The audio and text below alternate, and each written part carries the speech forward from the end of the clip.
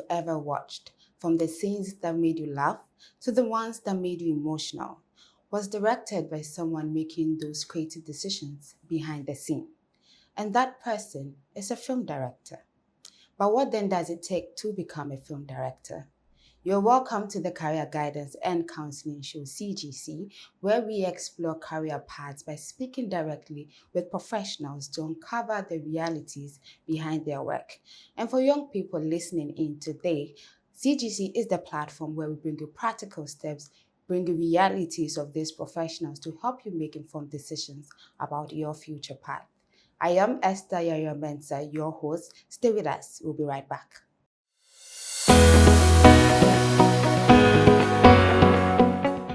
Today, we are stepping into the world of film directing.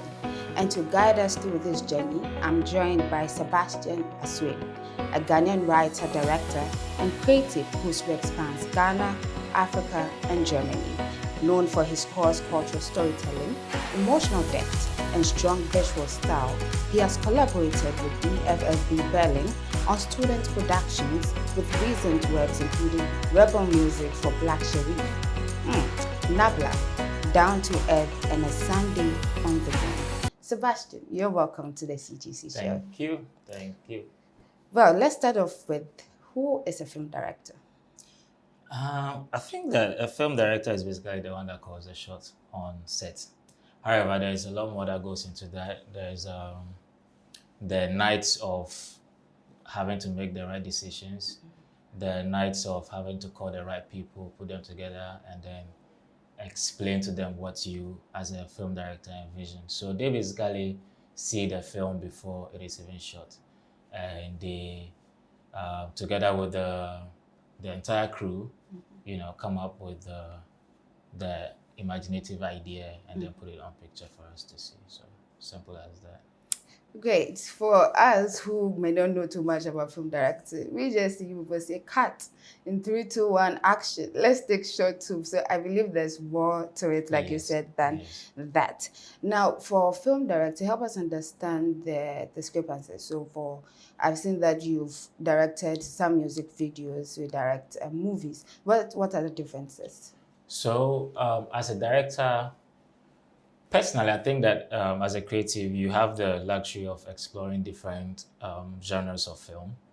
And one of them includes documentary, music video, film or movie directing. Some even do TV, TV series and stuff like that. But there are some people that just believe that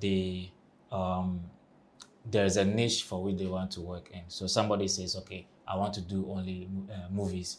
Someone says, I want to do only music. Others say, I want to do only documentary. And we have a lot of people that are really good in those niches. But for me, I have been able to, tap in all of these different types of filmmaking. And it's working out for me. Great. What are there different skill sets? Because I believe that when you see a music video like the one you did for Black Sherif, it's quite intense than maybe, let's say, a movie.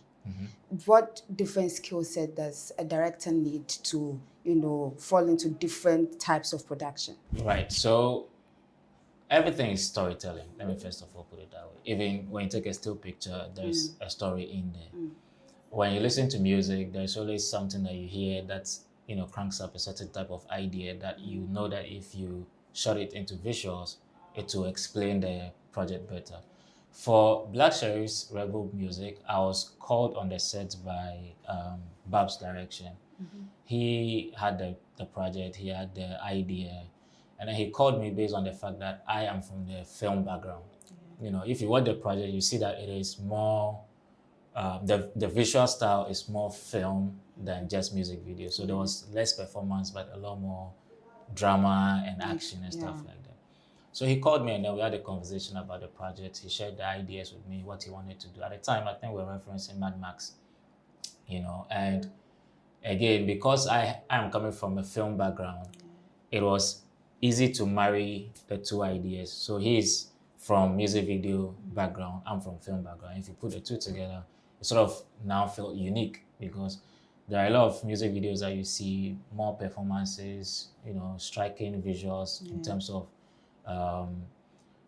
beauty and aesthetics and stuff like that. But for this one, we wanted to tell a story even with one frame, So yes, there are different skill sets in terms of these projects, and you'd have to really train for a particular skill set, and then in advancement learn more if you want to go into other. What is one of the skills? And maybe you have to be sort of extremely creative, or you have to. I don't think it's extreme. I think it's basically being able to picture the idea, right? To see what you want in terms of storytelling, and then now find a way to use pictures to tell the story. Now, the Babs, for instance, aside just being a director, he also came from the background of cinematography. Okay. So he's able to spot a picture and use it to tell the story. So he's able to say, okay, if I put this picture and this picture and this picture together, I can tell that story. Yeah. So then you have to, in terms of developing the skill set, you have to then learn as a film director. You have to, NAFTI, for instance, teaches film directors, so they teach you how to write and direct. They also teach you cinematography, they teach you photography, they teach you, storytelling and all of that. So it's just having the ability to be able to tell a story out of anything. Even with this, you can look at it and then there's a story that comes to you. Great. Take us through, I believe, the stages of production. What is the director's role in the stages of production? That's pre-production, production, and post-production. Right. So usually the director is just one guy that's somewhere enjoying, and he gets a call from a studio and he says, oh, we have this script and we think you're best to direct it. So the director picks the script, go through. So first of all, you have the script. Okay. You read through the entire script, and you are able to visualize what the script says, because each scene is an image, is a picture that you are able to see at the back of your mind. Okay. Now the director sees all of these things and decided, okay, I see what you want to tell with the story. So now let me break it down into a shooting script.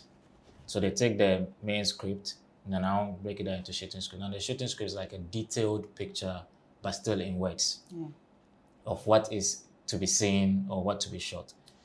And like I said earlier, now the director calls every key crew member to take a look at what he has dissected from the script itself. So the DOP, who is usually the director of photography, or what we call cinematographer. Then there is the sound person, there is the makeup artist, hair, makeup, and wardrobe, set designs. They all fall under set design anyway. And then there's also, I think, that would be the key. There are some more, but from top of it. And they'll now, together with the director, start looking at reference images that could tell the story based on what he sees, or they start drawing it out. So the shooting script is now being drawn into what we call the what's the word? Oh, there's a word for it, but it's now drawn out. So the images are drawn out to look like what the director has imagined. Okay. Then when all of that is done, we now set out to go and shoot, because now we all have the story or the picture of the director. And so the rest is for the rest of the crew to look out for locations, extra crew for the set and all of that.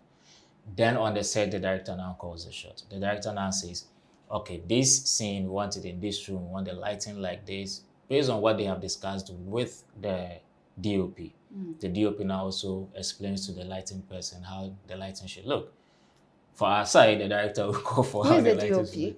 The DOP is the director of photography, or the cinematographer. Okay.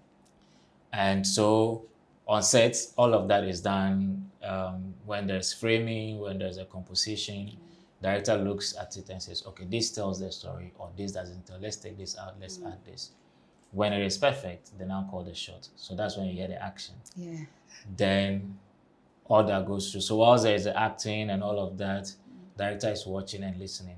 Something falls short, he calls for a cut. If it is good, we take it.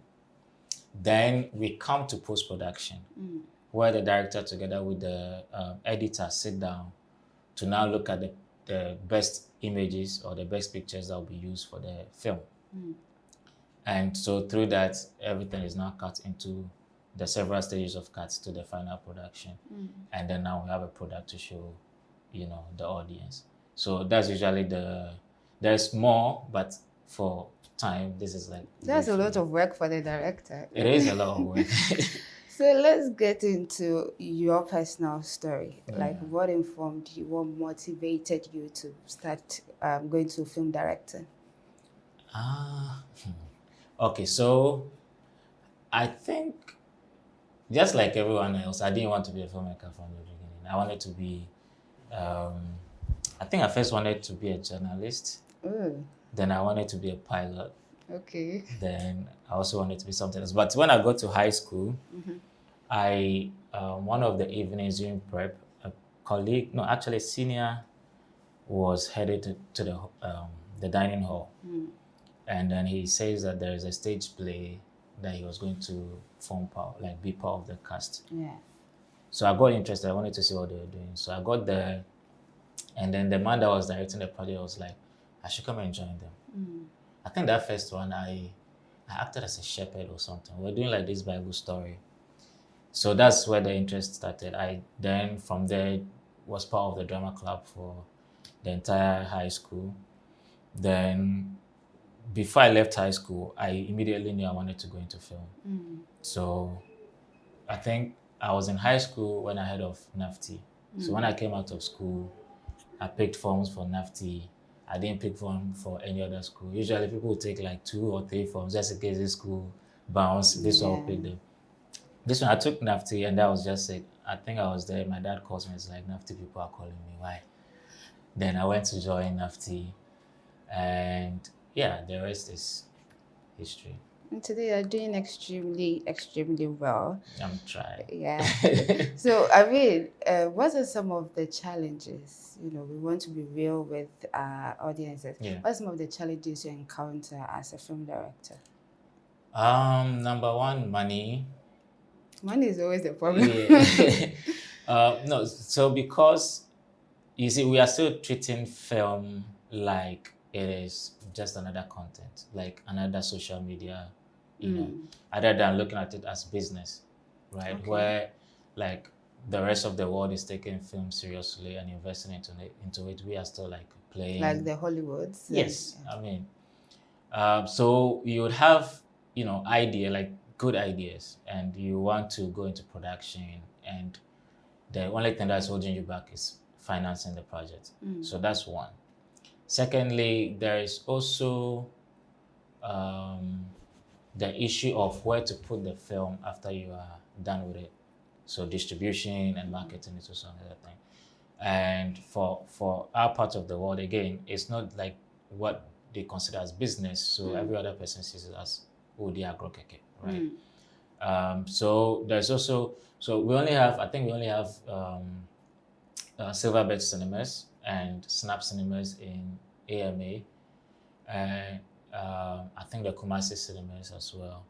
The rest is just some small auditoriums that people say, okay, you can come and use it to watch your film and go, right? It's also until recently that we are beginning to see a lot of film festivals coming from Ghana. Actually, just 2 so far. The rest are just screenings, right? So there's also the issue of where to put the project. You know, so you're done with the film, and either it's YouTube or Vimeo, which is very unfamiliar to a lot of Ghanaians. You know, and Silverbird is very expensive. First of all, you have to like have a certain type of credibility, plus some amount of money to be able to get Silverbird. So if you notice, it's just the same type of people that are premiering at Silverbird. The new ones, everyone come and complain that they didn't make their money back. So that, and what again? For talent, we have a lot of talent. We have creatives. we have a lot of talent in the industry. So I think majority of the issue is just where to put the project and also financing the project. Yeah. What do you think is wrong with the system, apart from the fact that you mentioned that we do not view it as business as much as Hollywood is being viewed as a business? Yeah. What do you think is the problem? Is it cultural? Is it that we are not paying attention to our entertainment industry, or we are too serious? What is it? I think so. First of all, it is the issue of education. Okay. Education in terms of how to best sell film as a business tool, right? Okay. I was in so this year one of the projects I'm doing is going to schools, like high schools, and then run like workshops for them and stuff like that. And I'm part because of my film background. And I keep telling the business students, so business, science, every other aside the visual arts school students, I keep telling them that film is not just for the director, the camera person, and all of those other people, but also as a business person, because when you invest into it as a product, you're able to make your money back. So when you're able to put money into filming a project and you take it to wherever it has to go to market it proper, and then you're able to now make your money back because it is a product. It's just like any other thing that you can make and then sell it in the market, right? And there are honestly readily available audience that want to see our projects. Other than that, they wouldn't be watching Nigerian movies, right? We have a lot of Ghanaians that, for me, I've been in personal conversation with a lot of Ghanaians that are complaining about how our industry is, and it's not like they don't want to patronize it. They do, but you're not giving them the reason to, right? And I always bring it back to, because of the lack of funding, you can't always get the best standard of productions, right? If I have say a 500,000 cities project idea, and the only money I have is less than 100,000 cities, and I still want to make that project, it won't come out as good as 500,000 would have. So you see people trying to use their small monies to make the best out of it, and you can't always fault them for it. So education, if you're able to educate our people to understand that film is just like any other business, then they'll take it on, right? You mentioned cultural. I think that is also there, but I also remember that we watch a lot of films, even when we were growing up. We even watched Indian films. We didn't understand anything, but we did, right? Yeah. So it's not big on culture. I think it's just big on education. If you're able to make it more appetizing for people, then they'll go into it. Also policies, right? The last time there was a conversation about policy, it was deemed, or it was seen as, the older people want to chop money from, and it looked like that. We have is it NFA, and a lot of people can't really tell what is happening with them, So policies, education, this could be one of the remedies. Since we're talking about money, how sustainable is someone who wants to go into film directing, and they are considering how would they be financially stable when they are starting out in their career? When you're starting out, you're not going to be financially stable because you're going to use your every last coin to do the next project. How would they survive that? Yeah, it's by the grace of God. No, I mean, so when you're starting out, again, because there is lack of belief in that space, you're almost always going to use your last, kakra to make the project. When that is done, you are going to beg on the Lord to take care of you for the rest of the year. That is on a lighter note, very serious. Starting out is not sustainable as such. It's just like any other business venture. When you're starting out, you're going to be using your last kakra to look for the next, the next consignment. So at the end of the day, you are going to constantly fund that project till it reaches autopilot, where now you don't have to put in, but now the project feeds itself. I think when Peter Sedifia started, he used a lot of his personal funding to do his projects until it got to a point where everybody loved Keteke. Now they can pay for Keteke. Then now he used Keteke money to do the next project. and now he's stable, right? And I think it's the same with every other filmmaker. So beginning, it's until you get to a point. Great insight into film directed. We'll go for a quick break. When we get back, we'll delve into we'll talk a bit about numbers, how much film directors earn. Stay with us, we'll be back.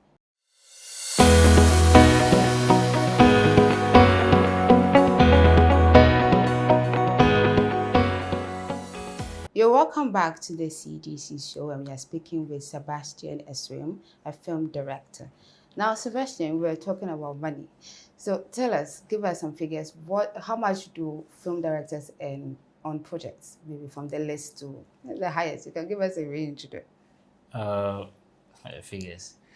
So I can't give you an exact figure because it usually depends on the project and what the production is willing to pay.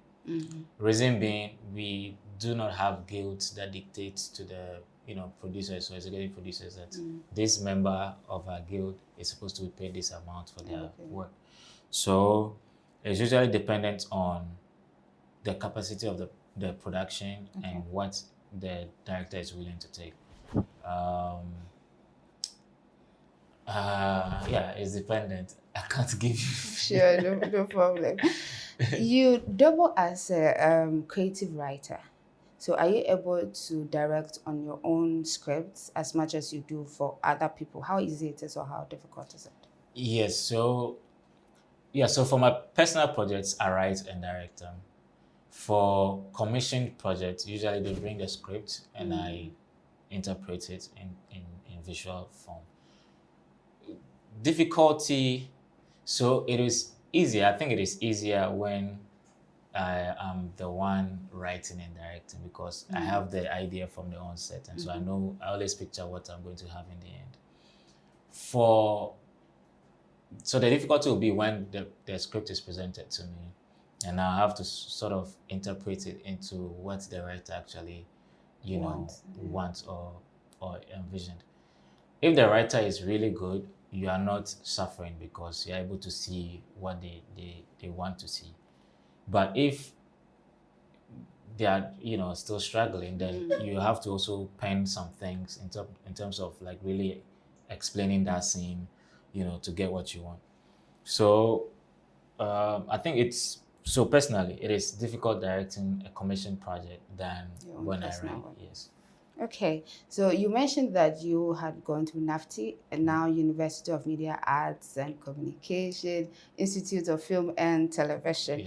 What are some of in your experience, is there a disparity with what you learn in school and what is being practiced on the field? Yes, a lot. Tell us about it.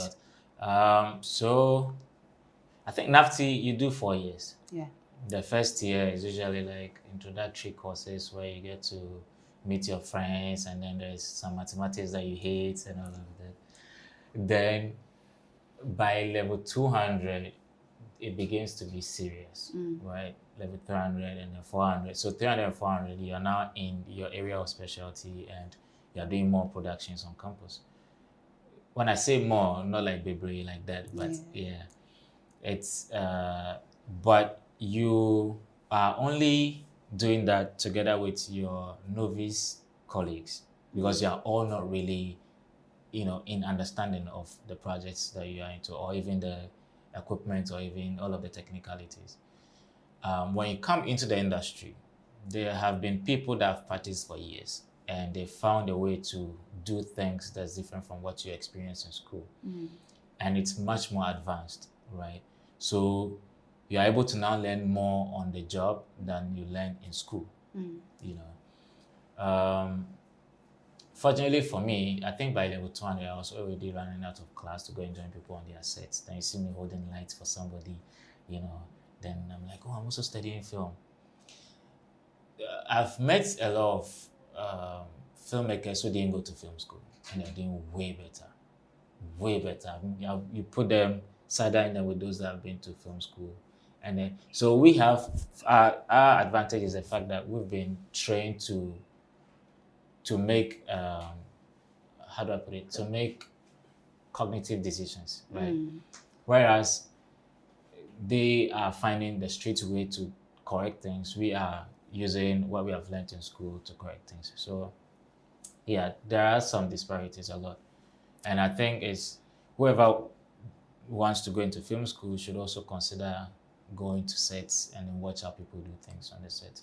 That brings me to my question that can someone succeed in film directing without formal education? Absolutely. There are a lot of, like, Babs didn't go to film school. But Babs is one of the best directors we have in Ghana, right?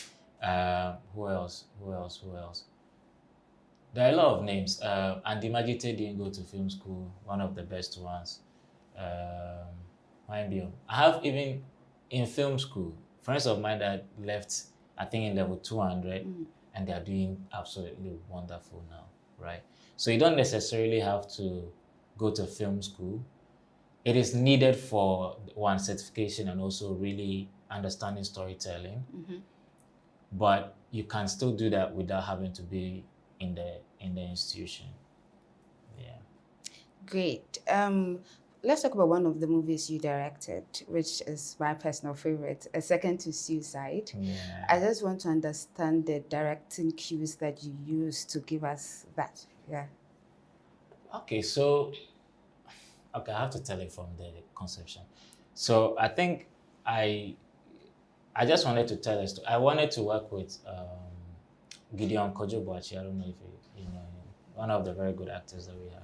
Another thing I was like, monologue is usually one character, just stating what a previous actor has done or said. So I'm looking at it and I'm like, I could do something better with this. So I called him and I was like, bro, hold on, let's see what we can do with this. So I called Gideon. I went back to the thing and I decided I was going to tell the story with one character going through all of the issues, so him being his own obstacle. Yeah.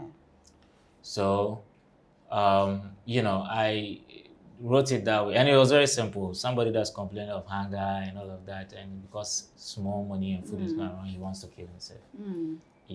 But I wanted to also tell you between when you pull the trigger and when it happens.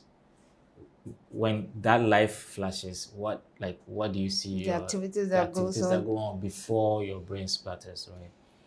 So that was just the idea. And so I think Gideon didn't get back to me for a while, and he later called me, and I was going to do a project for Aaron, and Aaron wasn't in town, so I used Gideon for that project. And now that I was ready to shoot Gideon, he wasn't also in town, so I had to do it Aaron. So I just switched the two of them. Yeah. On the set, we, again, like I said, wanted to tell a story of one guy that's going through life and then things that he wants to end it all.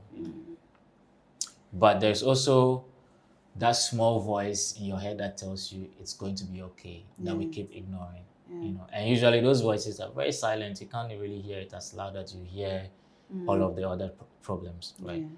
And so we decided to personify the voice, the small voice, into his other self. And every time that voice comes, you realize that he ignores him. He's like, I'm not even listening to you. And that's what we always do. When that voice comes, like, oh, I know, don't leave it. And until sometimes I was like, oh, I was forewarned, though, So that was just what we wanted to achieve. So on set, we filmed all of his projects that is just him.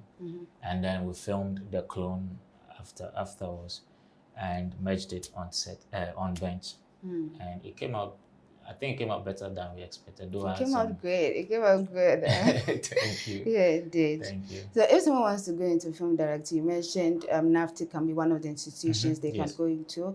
You also mentioned that they should be able to find themselves on the field. Absolutely. Are there any other suggestions you want to give? You have to read a lot. You have to read anything and everything. You have to be curious. You have to want to be part of something. Sometimes it's just change. Sometimes it is just, and you have to be observant. You have to, and also you have to like go to people and tell them that I want to work with you. I want to understudy you. I want to, all of that. there were a lot of, so I worked with a lot of people, even in the time that I was in school, they were already in the industry. You know Jonathan. Jonathan was my colleague in school, all right, but he had already been part of like a media project for a while before coming to NAFTI. And I saw that as an opportunity to understudy him. You know, we became really close, still very close.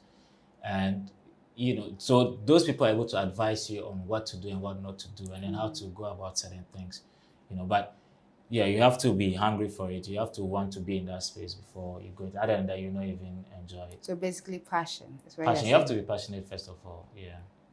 Great. Yeah. So let's talk about your work. Let's go back a bit. So how do you handle pressure? And because I know sometimes your work can be very intense. Yeah. Because how do you handle the pressure, the deadlines, working with large or small teams? How do you handle all that? You deflect it. So luckily as a director, you have an assistant director, and the assistant director will also have an assistant director most of the time. And so for instance, Black Sherif's Rebel Music, I was the first AD to Babs. Though we work closely in getting it, I had to be like, you know, the first AD to him. And I think I had 2 more ADs after me. Now, Black Sherif's project was shot in 2 days. It was supposed to be 3. Actually, we had proposed for 5 days, but they couldn't do 5 days. So we had to like cramp it down to originally 2 days. And we realized that the 2 day was not going to be helpful. So then we borrowed another day. Now, we had done all of the pre-production work from the onset, right? There's like the costumier that is doing over 100 clothes.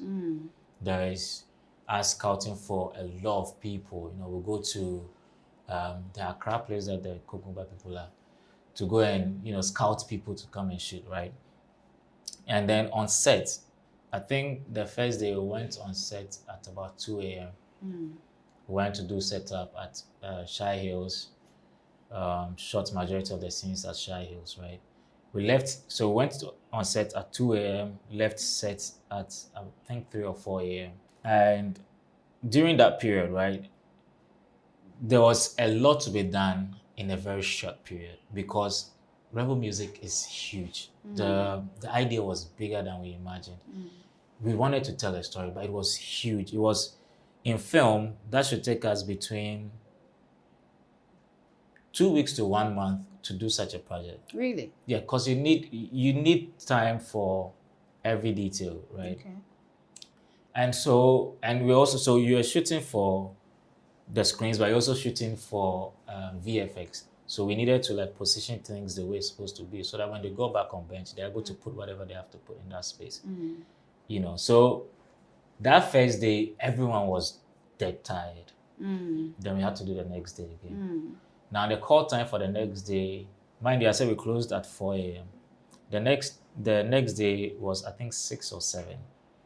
We shot some at the shooting range, and then the rest we packed ourselves back to Adomi Bridge, right? So again, distance, short time, a lot of work to be done. But what what kept us going was the fact that we wanted to do the project. Everyone was hyped for it because for us it was a new thing. Every time there's a music video, it's just some girls shaking bottles and nice colors and the lights flying by, you know. But this one, we wanted to tell a story out of it. And what killed us was Blacko was hyped for it. His team was crazy about it. So we couldn't fall short, right? And so we're managing crowd because Blacko is a big name, right? So I'm pushing Babs to do what he's supposed to do, and I'm also pushing these people to make sure that the crowd goes back. You know, majority of the time, like I said, you deflect it. Some of the times I know that I can't handle this. I tell the first AD, go and take care of that. So you go all the way to now the production manager to now go and take care of whatever business it is. You know, so the pressure will come, but it is also dependent on how you choose to deal with it. Yeah. Great. So how can someone who wants to start directing, start off, maybe they're a student, they want to start something without maybe expensive equipment, how do they go about it? Phones, right now we have people are shooting with their Samsung Galaxy. Others are shooting with their iPhones. You know, I think I've seen a project that was entirely shot with the iPhone. Okay. And it comes out really good. Phones, yes.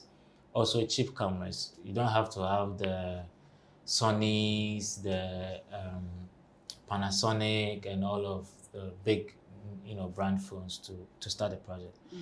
But first of all, you need to have a story. You need to know what story you want to tell, and then what fits for that story. You know, you can only start small. You don't necessarily have to start big. Yeah. Now let's talk about the platform, because I think at the beginning you mentioned distribution channel as one of the issues. Can you recommend some distribution channels that young film directors can use? So okay, so now I'm championing one of the projects that we have here at Pebble. Pebble is an online streaming platform, and just yesterday we had some updates done to the project where creators can now premiere their projects on the platform. So if you took the project to, say, Silverbird Cinemas, and then your tickets are all sold out, but there are some more people that want to come. They just can't make it to the cinema. We have a platform where you can put the film and then share the link to those that have paid for it.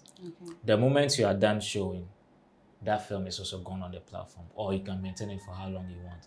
So this is also a platform that others in East Africa and every other part of Africa, even in Europe, can access and watch. Oh, great. So you don't now have to do a lot of legwork taking it to all of these other countries. But now that there is also South Africans have a lot of distribution channels. One is Gravel Road, which work closely with Peter Sherif, you mentioned him earlier. I think YouTube also, does a good work for YouTube, Vimeo, for creatives. Just a few. The local ones that we have, the Silverbird Cinemas, Snap Cinemas, and then the something Dine in Kumasi. I've forgotten their name. There are also platforms that you can show your project on. It is limited, all right, but it gets you to the audience that is readily available. We also have Black Star International Film Festival that brings people from different parts of the world to come and watch films made by other people. If you're on this platform, you can have your project seen by them. There is what's his name? Evans. I'm trying to remember. It's very good.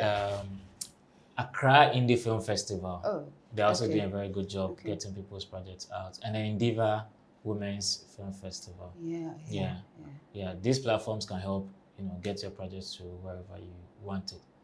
Great. Now we are in the field of AI. How is that influencing your work? I mean, the field of film director. Honestly, I think it's AI is AI, but you can't take away from the impact of film itself in terms of dealing with people, and then because there's now, when you're dealing with people to make it work, there is the emotional connection to the project. Everyone is doing it from their hearts, and then all of those mistakes also form part of the project. AI can never give you to your best expectation what you want from your project. AI is always going to distort your sound. So some of the images are going to be some type of way, and it also takes a lot of time and effort to get AI to give you exactly what you're looking for. It might work for whites because it is, pro-white. Let me put it that way. Is it the Westerners or something? Because it's easier to understand those spaces than it will understand Africa. If you put it in African, especially a Ghanaian story, it will tell you like a Nigerian. Right? So those understand, you can't always have that with AI, but you can have that connection when you're dealing with real people to get the real projects done. Yeah. Great. Before we go, what advice would you want to give to a young person who wants to enter into the field of film directing? I didn't give advice to a share a word or two. Absolutely. I think be passionate about what you want to do. Be ready to do the work. If you cannot do it, there's always someone that can help you, and ask for help. Yeah, but be passionate. Be passionate has been the word for you today on CGC. Thank you, Sebastian, for joining us today. And thank you, our viewers, for tuning in. We'll see you next time. Bye.